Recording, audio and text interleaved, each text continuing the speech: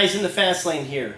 Get a lot of discussion about should I polish up my block, cylinder head, intake manifold, turbo compressor housing, and we're going to discuss should you or shouldn't you polish it up. Now in this video I'll be using a Boroscope or Endoscope. It's pretty much a very small camera that can zoom really close. You run it down into the spark plug hole. You can check your pistons and cylinder walls without having to rip your head off. At the end it has a little tiny camera, really tiny. I mean, here's my finger and it's pretty small. I can put an SD card in here and record, so it's not super high quality, but you'll be able to see really close up on the pores of, say, an intake manifold or what we're going to be discussing. I got a little processor here. It's just a Core 2 Duo. I'm actually a certified licensed computer repair technician, and I figured this would be a good example so you guys could possibly understand why there's pores on your intake manifold and your turbo housing, the compressor housing. Now, before I show you this, I'll explain it. The reason why you have pores, it acts like a heat sink. When you polish those pores off, it becomes no longer has a heat sink, and it actually holds that heat in. So what I have here is a Core 2 Duo 2.4 gigahertz Intel chip. CPU. CPU stands for Computer Processing Unit. Basically, doesn't have a heat sink, but you can see how it's nice and flush and flat.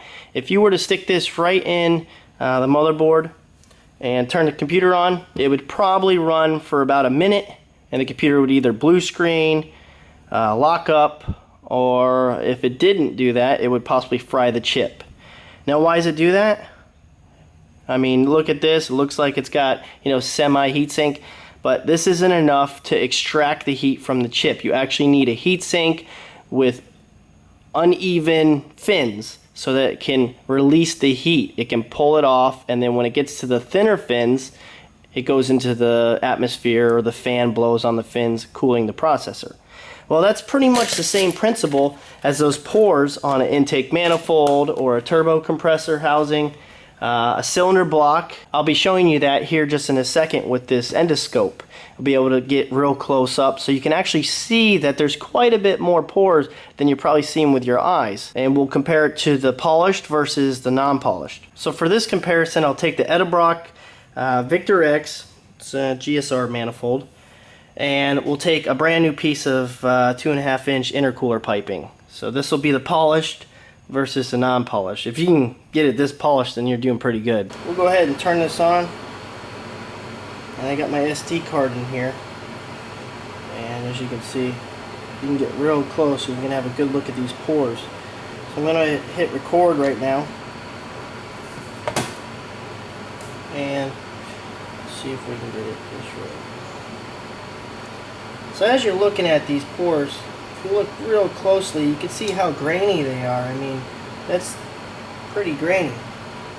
And when we go over to the just the regular polish, I mean, it's so smooth. You're not even getting any kind of pitting or anything like that. And then back over here again, and you can see how rocky it is and everything, and that's definitely allowing it to dissipate the heat quite a bit.